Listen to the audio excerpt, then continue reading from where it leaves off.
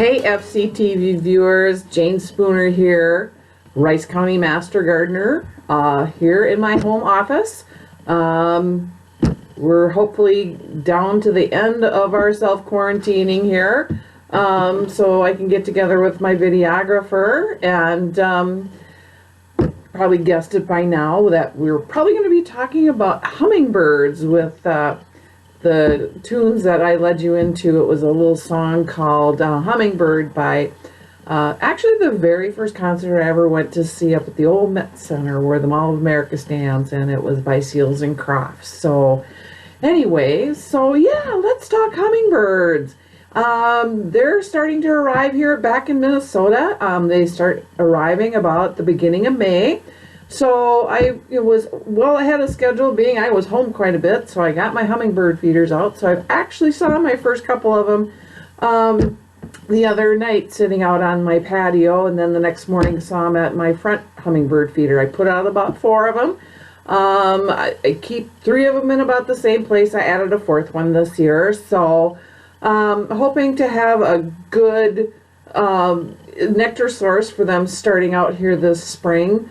While everything's not quite in full bloom, for them to get their nectar sources from flowering plants and shrubs and that. So hummingbirds, let's talk hummingbirds. They're, of course, if you've never seen one, they're tiny little birds with long bills, and they zip pretty fast. So you see them 1 minute and then you don't. And but it's really fun if you do have a feeder, or you do have some containers of flowers, or have a garden, to actually sit and watch them feed from the flowers or from the feeder. They drink for a little bit and then they fly off and they come back.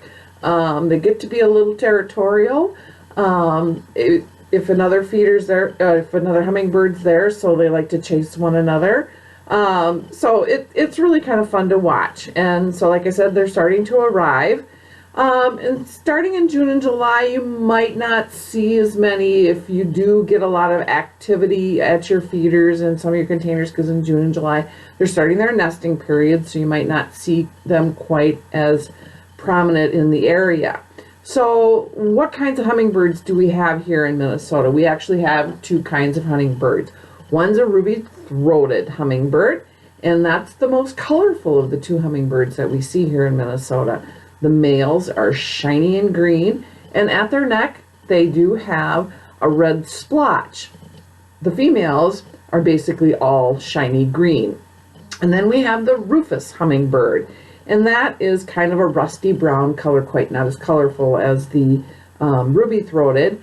The difference there is they are this rusty brown color called rufous, and the males will have a white breast on them. And the females, they will have they're rufous and colored, but they have a shiny green head, and their feathers, the tips of their feathers, will be tipped in white. So those are things how to identify them if you do see them at your feeders or at your in your flower containers or in your gardens and such. So if you're not putting out hummingbird feeders, here's some plants to add to your containers or to your gardens. You want to make sure that you're choosing nectar-rich flowers. For example, in annuals, petunias, salvia, fuchsias, morning glories, zinnias, vermilion air. I do a pot of petunias and some fuchsias, and they are so prolific. Feeding from them. The fuchsia plants, or the salvia plants I should say, have long spikes of flowers, and they have a kind of a cone-shaped flower, or tubular-shaped flower, and that's what they really like, is something tubular-shaped. If you're adding perennials to a garden, you want to take a look at bee balm, coral bells, delphiniums, hollyhocks, and penstemon, lupins. If you go to garden centers, you're really starting to see on their tags now that will actually say attracts hummingbirds and butterflies. So that kind of will help you in some of your planning as far as what you're putting in your garden. And even shrubs, they are a very big attractor to hummingbirds too. I have a beautiful bank of lilac bushes. that are just starting to bloom, and so they like to flit over there. Of course, the foliage cover is kind of good for them to kind of hide up in and Weigela bushes. They have a tubular shaped flower on them later on in the spring, early summer, and they're very fragrant and very nectar rich. In fact, I just picked up 3 new of them, 3 new Weigela bushes that I'm putting into an area into my flower bed that we cleaned up during our quarantine garden work. So we're excited to kind of add those. It's a new line called Checkmark Trilogy, and it kind of appealed to me because it's Czech, CZECH, and that's my family heritage. So again, looking at something that has a little bit of meaning to me. So, and then when it comes to colors, lots of times people are thinking that, oh, they're only attracted to red colors. And I'm finding, and what I'm reading about is that's not necessarily so, especially seeing them in my yard.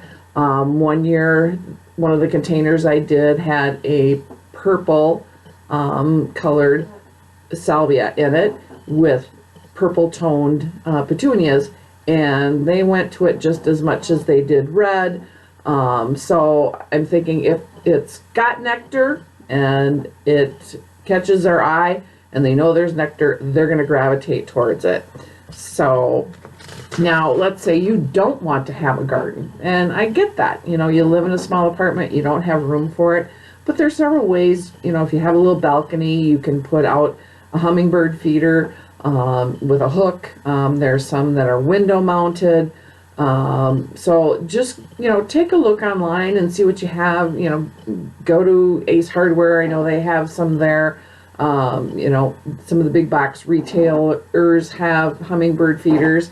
This is what I have in my yard. These are several of them. I kind of like it. It just screws apart at the bottom.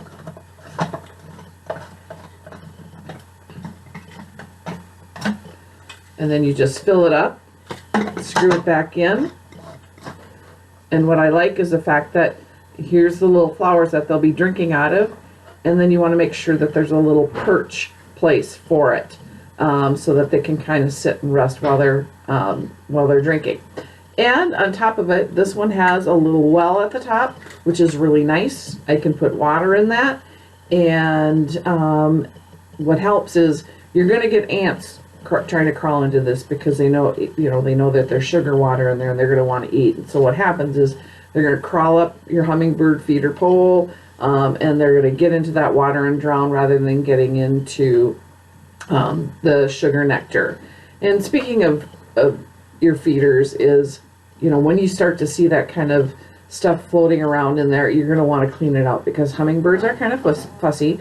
They don't like a dirty feeder. So in this summer when it's really hot out, you're going to need to clean these out every 2 to 3 days. It's going to require a little maintenance, so you're going to have to kind of be on top of it. And you know, this you can kind of see in there. There's some clear spots in there, so I can kind of monitor the color of it.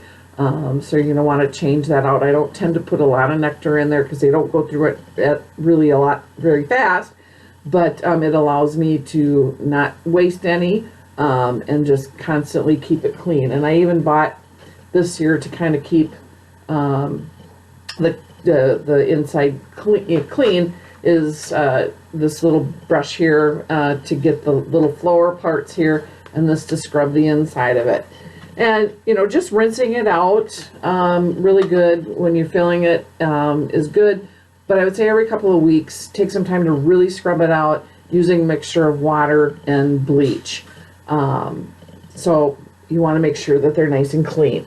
And another thing is when you're filling your feeder, I'm a huge proponent of making my own. It's not the store-bought stuff. Everybody thinks, again, we talked about it, is that you need that red nectar to put into your hummingbird feeder. Well, you really want to gravitate away from that because they put a preservative in it, and that's why you probably see feeders that hang there all the time. You know, you wonder if they're clean, but that's a preservative in there, and that's harmful to hummingbirds. And so it has been linked to some death of hummingbirds. People have been finding them, you know, they get sick, they die, whatever. So what I do is I make my own, and it's so simple. It's just too simple to have to run to the store and go and buy it, because the less time we spend in a store these days, the best. So it's basically 1 cup of white sugar to 4 cups of water, and just put it together in a pan. Let it warm up enough. You don't want to boil it.